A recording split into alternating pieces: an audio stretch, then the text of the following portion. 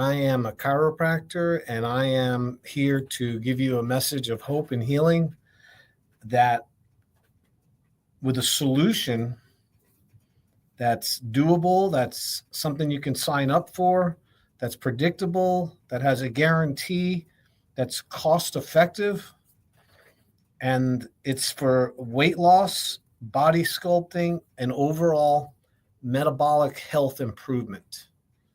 And it's quite fantastic. It's been practicing in this exact genre and this procedure for over 15 years. We've had successfully treated over 7,000 clients right here in the Stuart, Florida area. We're located on East Ocean Boulevard, right across the street from the Fresh Market, next to Carmela's Pizza. Used to be the Haagen-Dazs for you locals, and today it's now called Dr. Tread's Slim Body Laser Spa. And we're actually going to be rebranding this next month or so. It's going to be called Dr. Tread's Laser Weight Loss and Rejuvenation. So it is something that is very unique to this area. You know, what I'm doing with these red light FDA cleared devices to help accelerate weight loss, to help improve how you look, to basically melt away stubborn fat deposits, and without any diet or exercise really necessary. I mean, you have to eat clean and you need to be common sense, but most of you out there have figured that out. It's just that you're not getting any results on how you look when you look at yourself in the mirror, how your pants fit, and overall maybe your weight is changing, but you're not being healthier at the same time. So there's a lot of misconceptions about what you should do to lose weight. And is it really all about the scale? You know, what the weight says, that you lost 10 pounds or 20 pounds? And I could tell you that that's only a little part of it. There's a lot more involved when it comes to losing weight and wanting to be healthier, that most doctors and most programs and food delivery services and health coaching, although the coaches are a little better because they are not so restricted to their products, they can actually get out and make other recommendations that make more sense. And your real factor, the real proof that you're healthier is a few things that I'm going to go over here today. And I want you to please remember this, because this is really, really critically important, that you know where to focus your energy and where you should focus your time and your money. Because let's face it, if you've been neglecting your health for a long time and you've been waiting to bust a move, and like they say, bust or move, and you've been waiting and waiting, and now you're in your 50s or 60s, the game has changed for you. What used to be so easy, what used to be, cutting a few calories, going for some walks, and you could lose that weight and tone down and have muscle tone. It changes drastically once you're over 50 years old. The whole process changes. What you need to do, the types of foods you should eat, how often, the importance of exercise. Should you get into resistance training, or is it okay just to keep jumping up and down running? It's very complicated and confusing, because the same effort, I like to use it as a almost like a get out of jail card. You play your Monopoly game and you get that get out of jail card, and even if you screwed up and you were somebody who should be in jail, you got that card, you get right out. Well, that's the gift of youth right now. And if you're listening to this program, you're probably over 40 or 50 years old. Most of our listeners are older.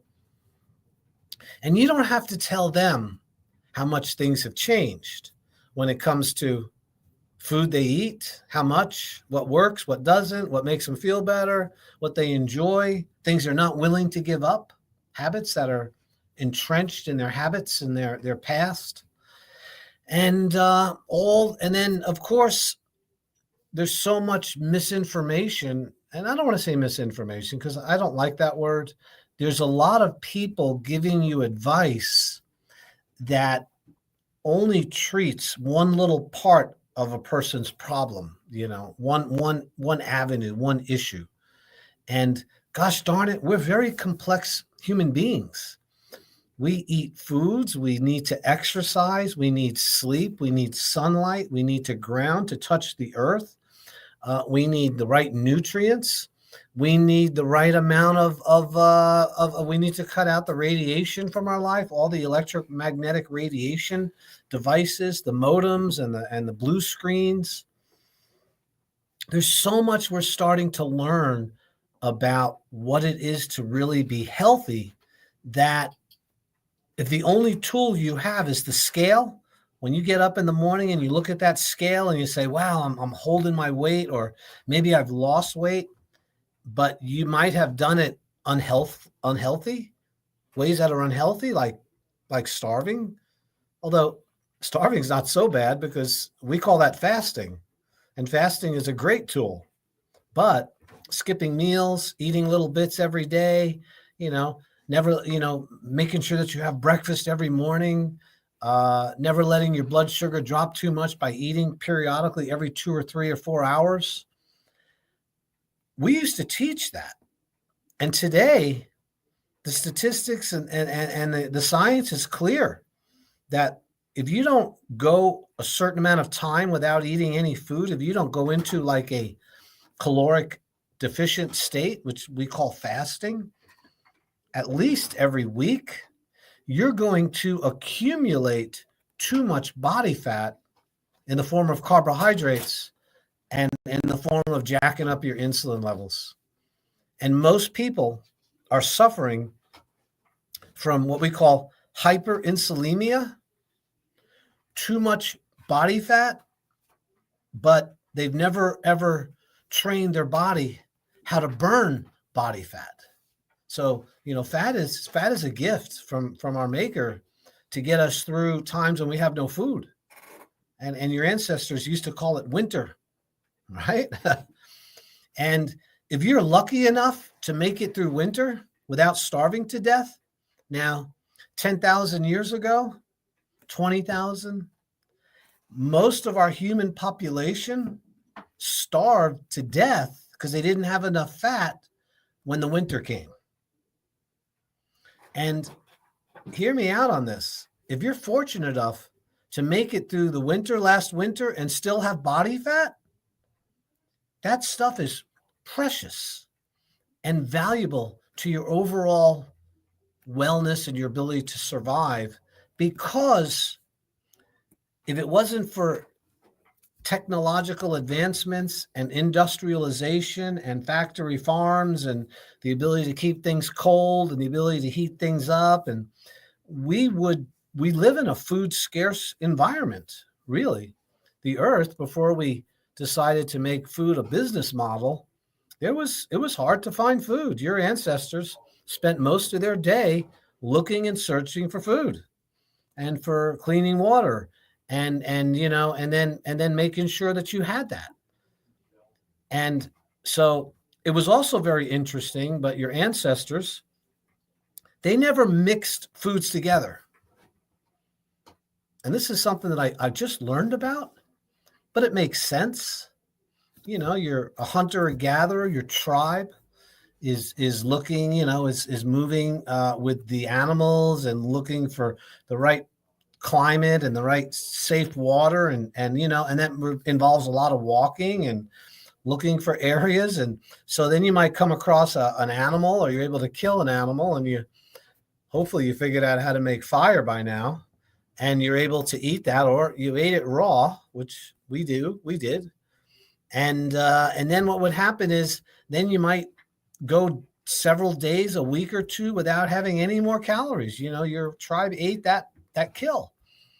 And then what'll happen is the next thing you might find are some roots or some tubules or some sprouts that are coming up fresh out of the ground, depending on what time of year it is. So then you would eat those carbohydrates in the form of fresh foliage, and maybe some other things, like maybe you found some bees with some honey and you found some sweet things. Maybe your ancestors taught you the sweet flowers to eat. I remember the little honeysuckle flowers in New York, that you take that flower and it's honey inside of it, you know?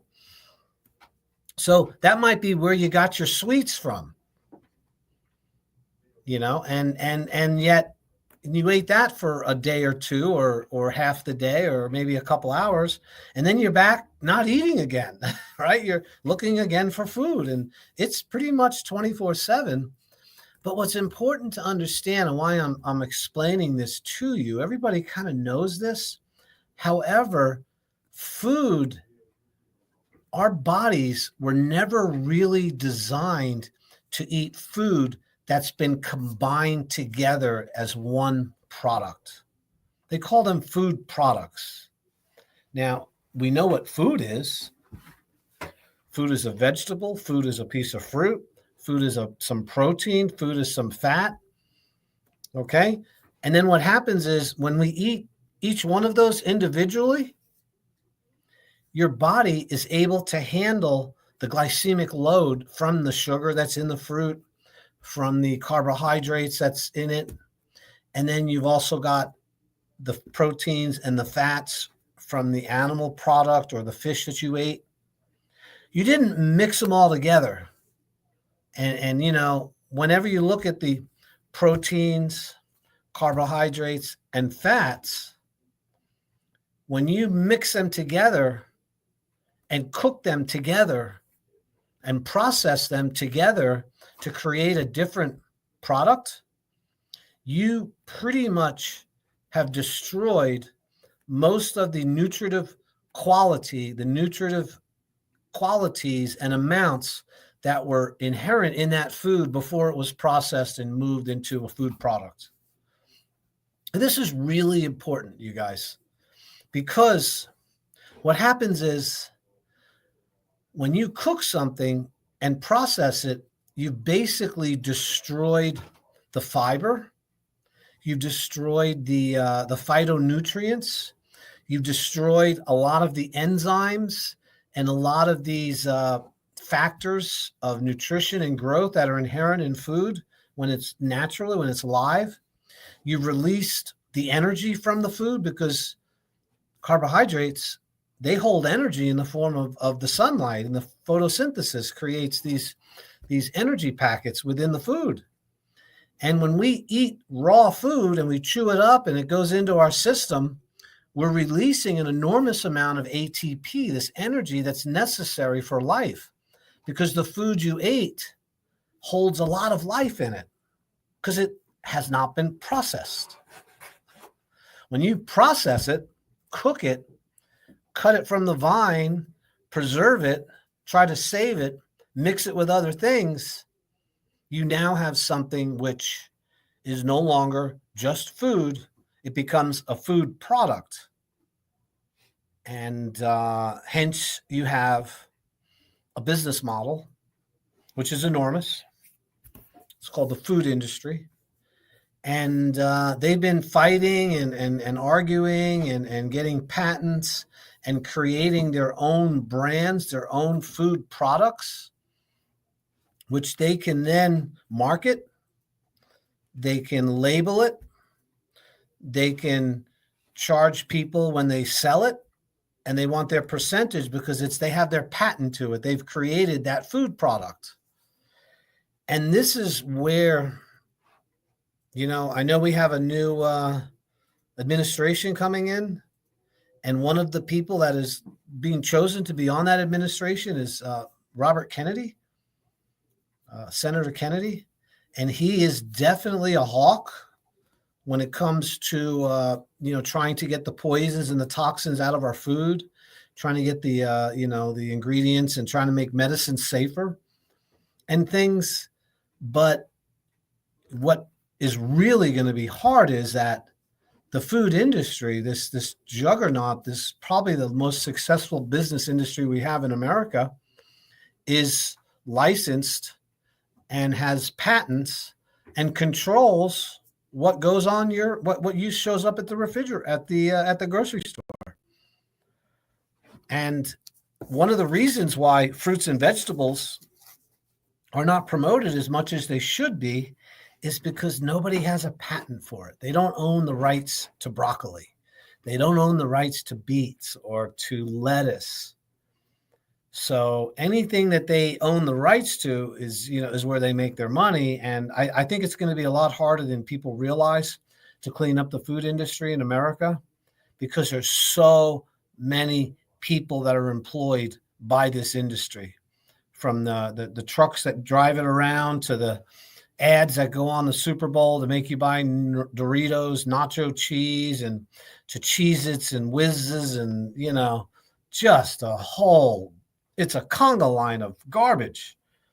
Yet it's been so promoted and so pushed and so available and made so cheaply that to take it away, if you don't understand how toxic it is, you're going to have a lot of pushback against that. So step number 1, eat clean, man. Eat real food. Stop buying processed food. Stop buying food that's frozen, food that's been mixed together. I remember as a youth, the day that they had the Swanson TV dinner. Do you remember that? It was the Salisbury steak was my favorite, and the turkey with stuffing. Okay. Now, when these TV dinners came around, they were put in a piece of tin so you could heat it up in the oven, not in a microwave. Microwaves destroy the quality and the nutrition in food, by the way. Microwaves destroy the nutritive quality that's inherent in foods when you overheat them, by the way. Heating it up in an oven is a much better idea, or even steaming it in a bowl of hot water to heat things up. Use a pot. Try to stay away from that stupid microwave oven, because the energy it uses changes the biochemical structure of water and of the food products, and it changes it.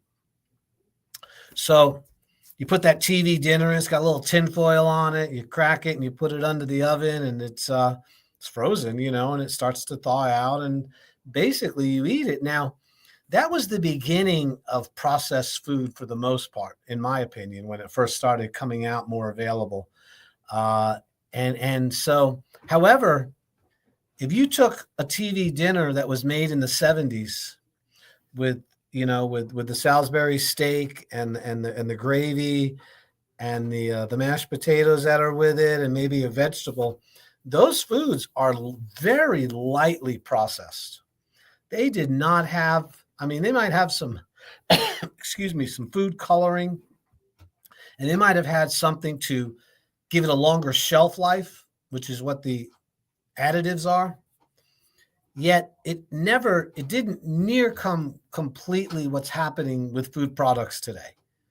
They are so overprocessed, and there's so much chemicals and petroleum-based products in our foods that this is a huge source of sickness, disease, ill health, low energy, low libido, and as a result, obesity.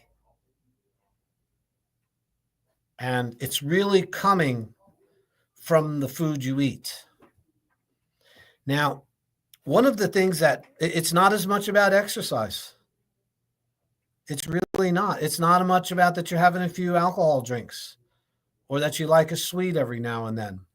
It is the constant, unrelenting consumption of processed food products, because we don't have the time to boil some vegetables. Maybe we should get a steamer.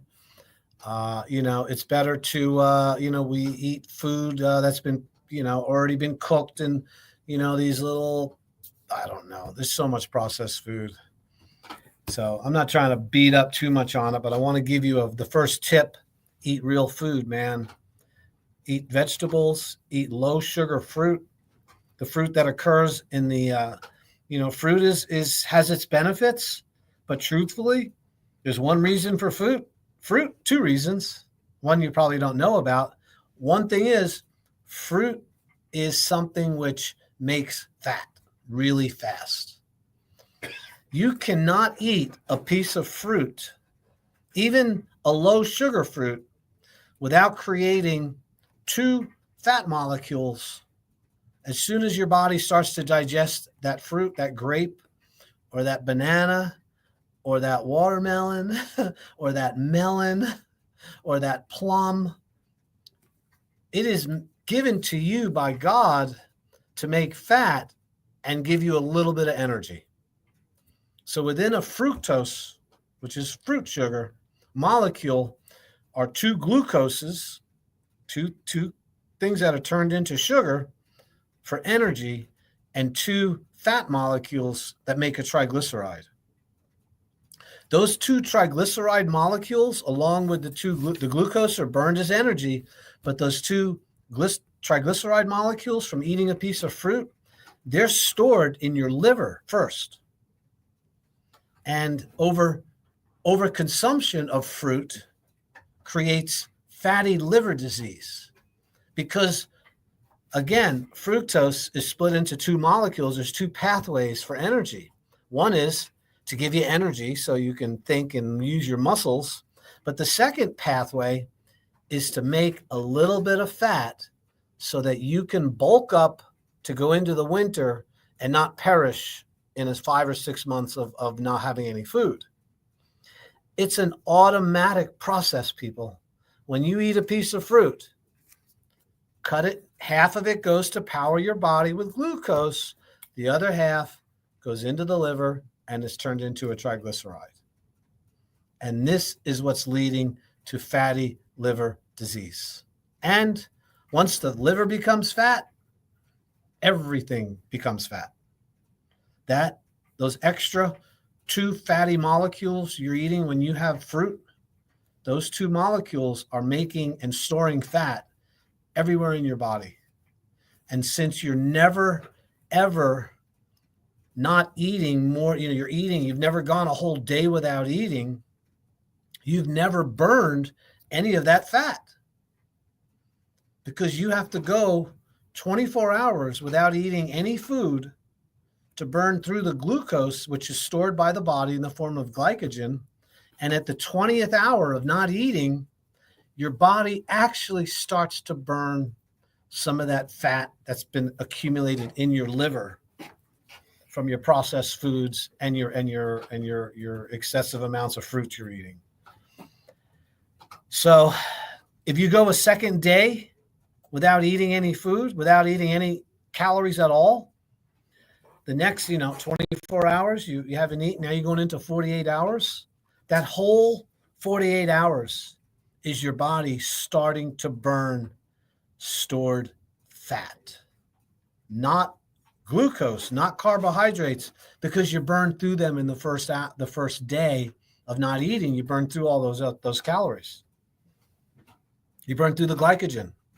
Now, if you have one morsel of carbohydrate in the middle of this 1 to 2 days of not eating, if you have like a couple peanuts, or you instantly are going to start making glycogen again. You're going to put this whole system back, to the beginning by eating one carbohydrate meal, because you're going to make fat again. You're not going to make fat.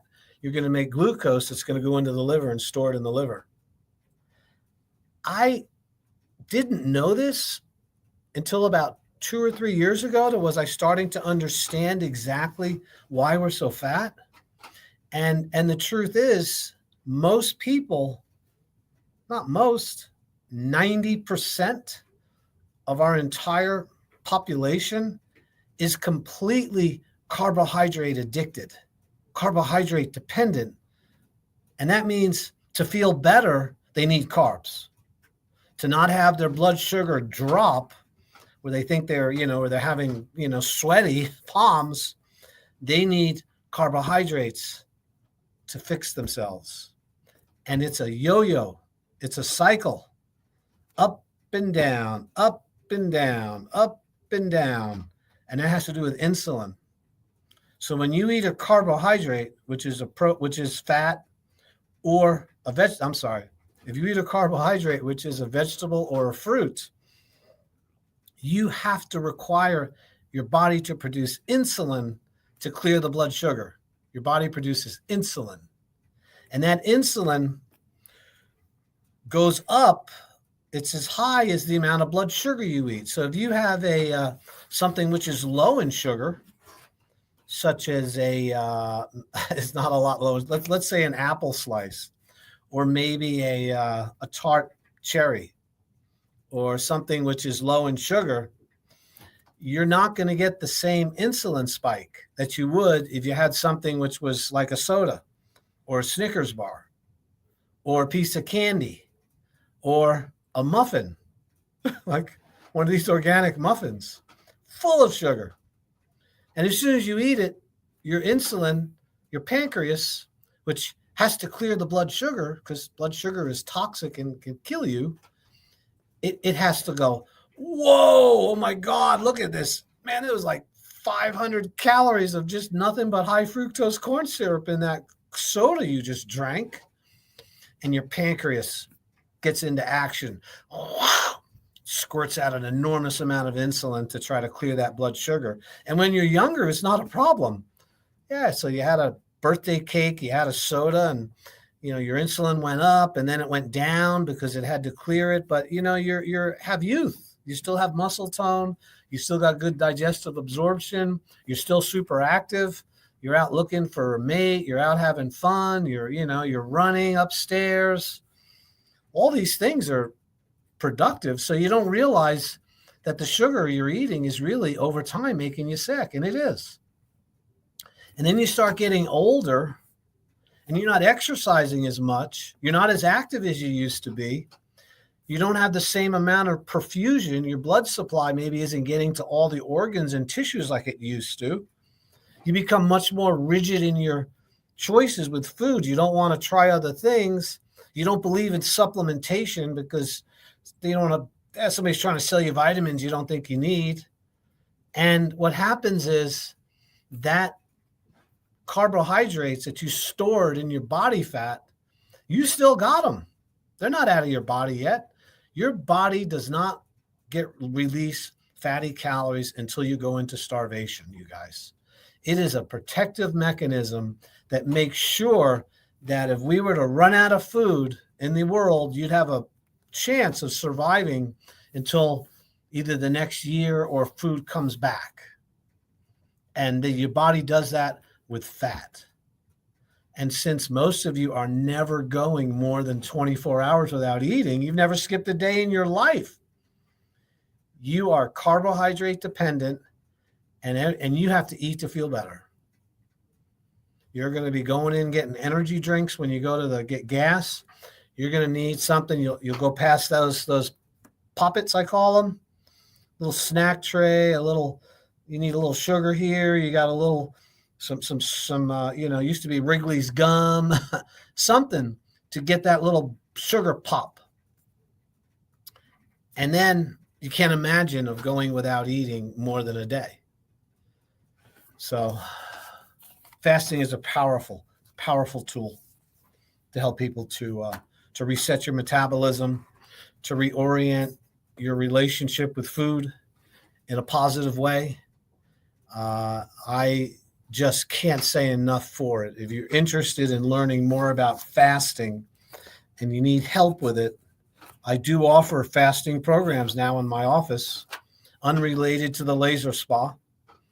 Cost is about $300 for me to sit down with you and go through your history and do your body fat percentage and see where you're at. And then I can give you the suggestions on fasting.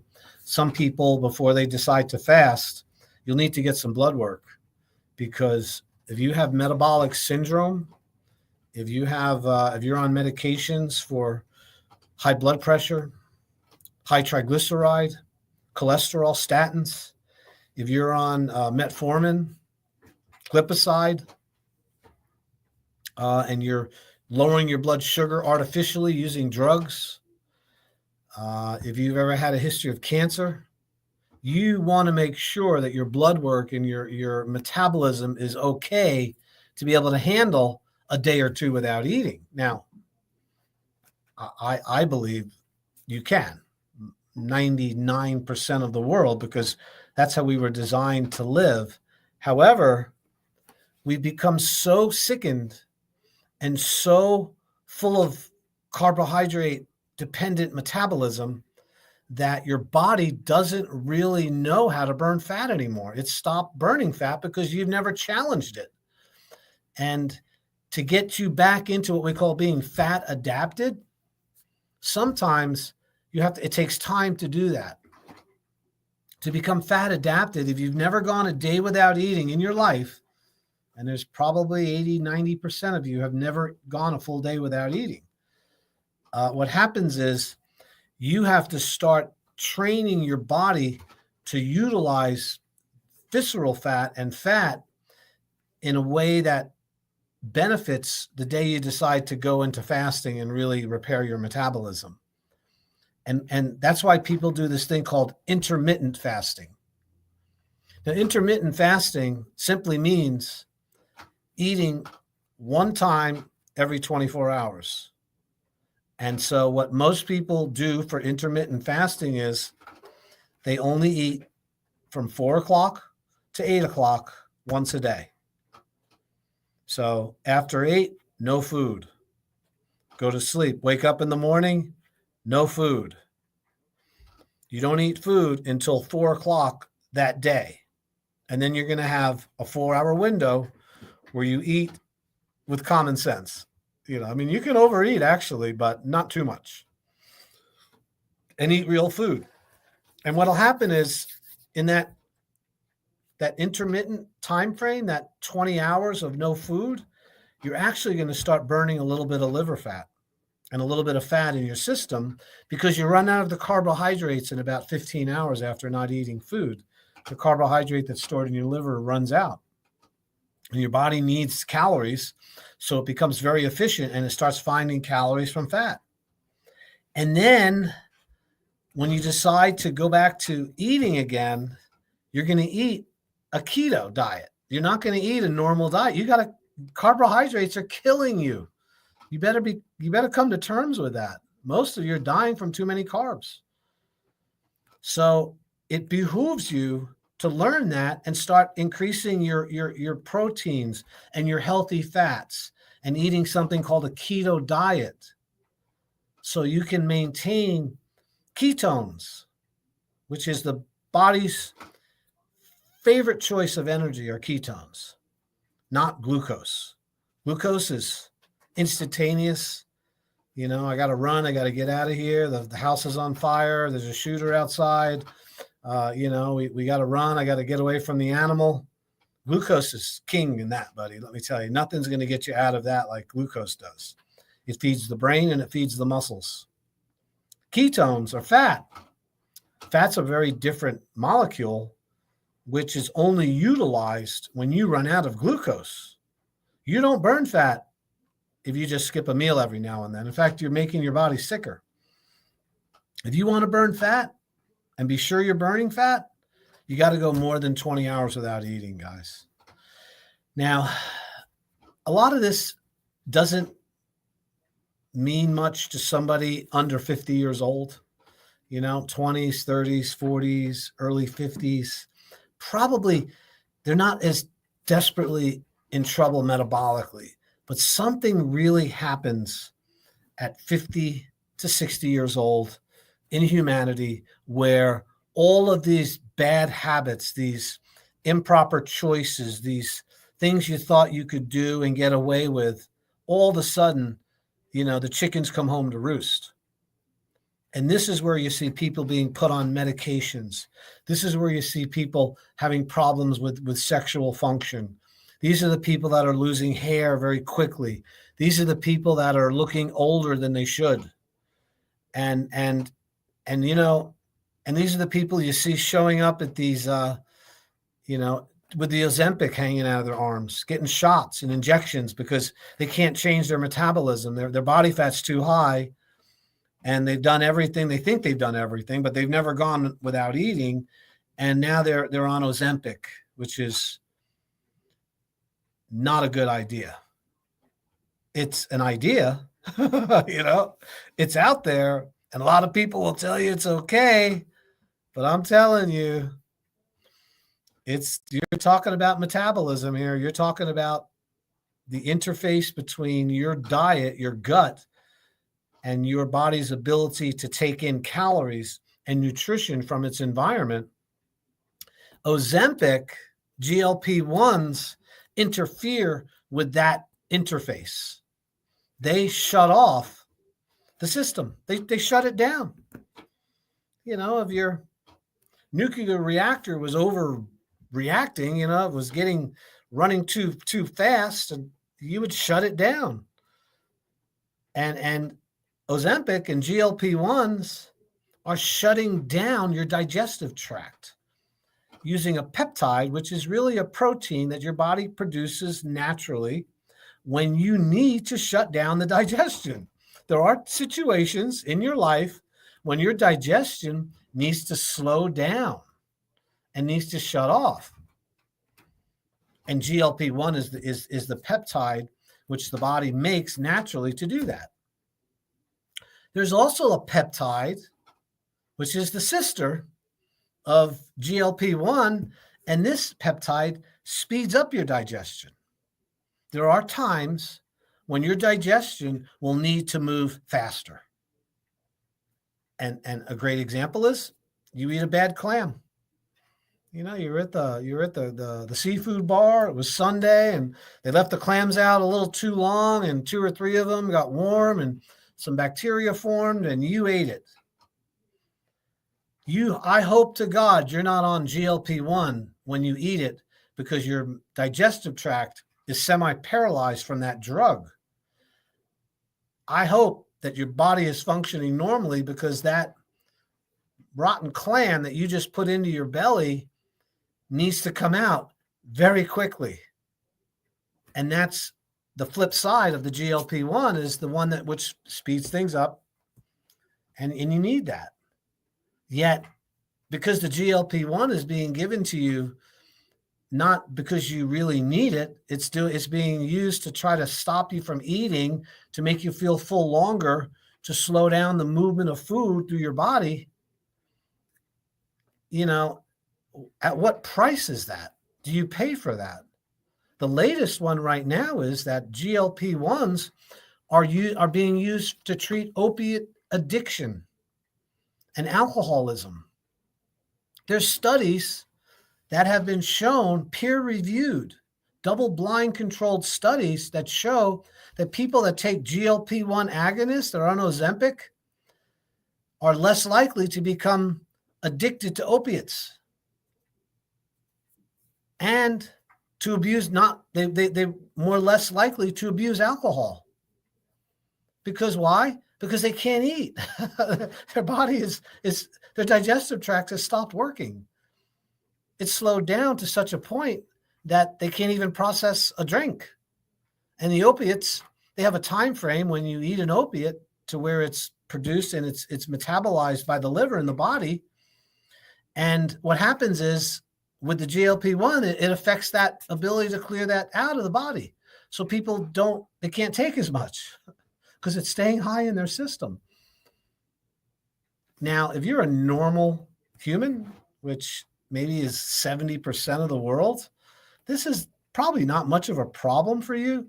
But if you're somebody who drinks alcoholically, who's going to drink regardless, or if you're an opiate addicted person who doesn't believe that they need less, and now you're compounding the problem with a digestive malady to stop the clearance of the opiate, and now you're still taking the opiates, think how risky that would be.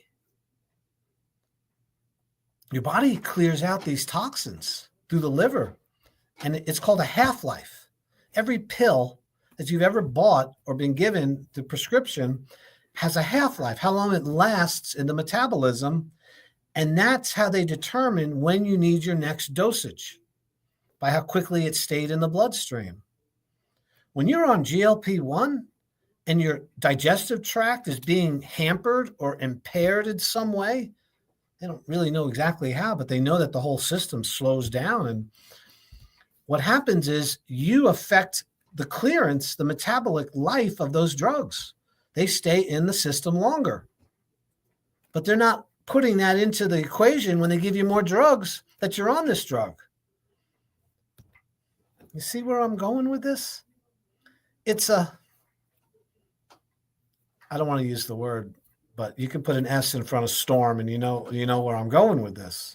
This is not compatible. This is physiologically incompatible with life and healing and living. Yet it's become so common.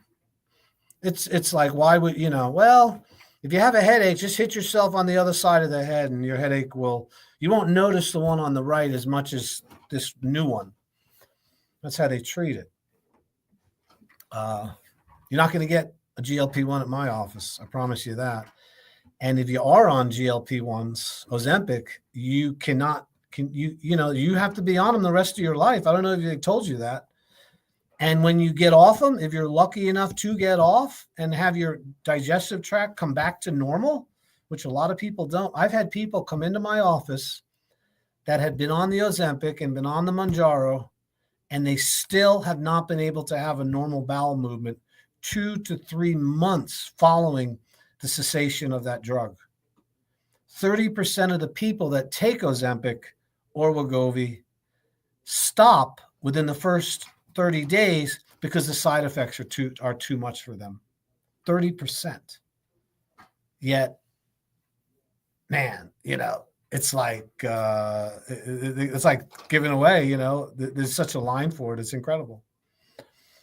So if you're looking for an option, if you're looking for a solution, and you want to get off the Ozempic, and you need to get your blood sugar under control, you want to get off the drugs, the metformin, the glipizide, you want to start feeling your feet again, which comes from neuropathy, you need a serious metabolic overhaul that begins with food, eating the proper foods, getting the right amount of movement, and also fasting, beginning the onset of fasting, intermittent, and also day-to-day fasting, and the use of red light laser therapy to stimulate metabolic function, to improve your metabolism.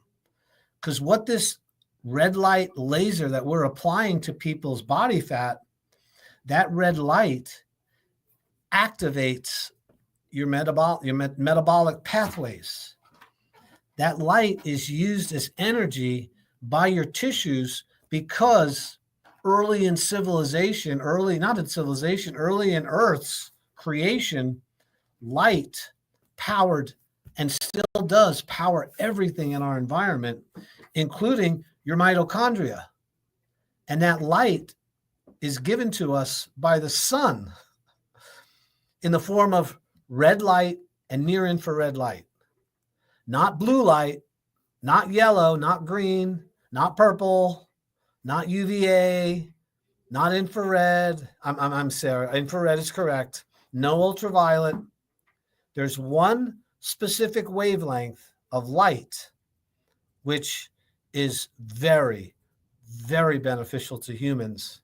And that would be red light, 628 nanometers is the nanometer color, right up to about 1,000 nanometers, which would get into the near infrared light spectrum.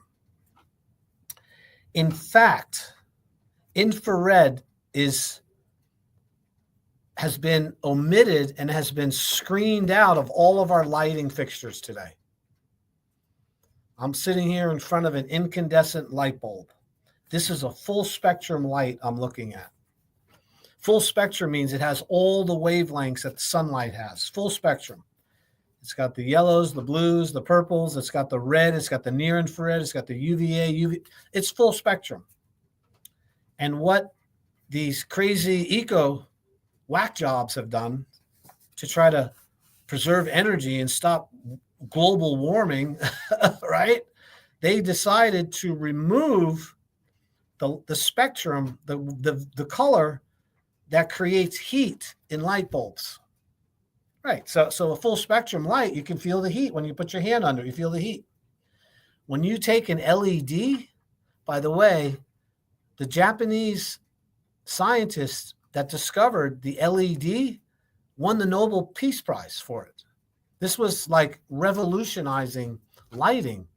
And what it does is an LED is mainly blue light behind it. It has an enormous amount of blue light, but then the other colors are also within it, but it does not have any infrared or red. So it doesn't create heat.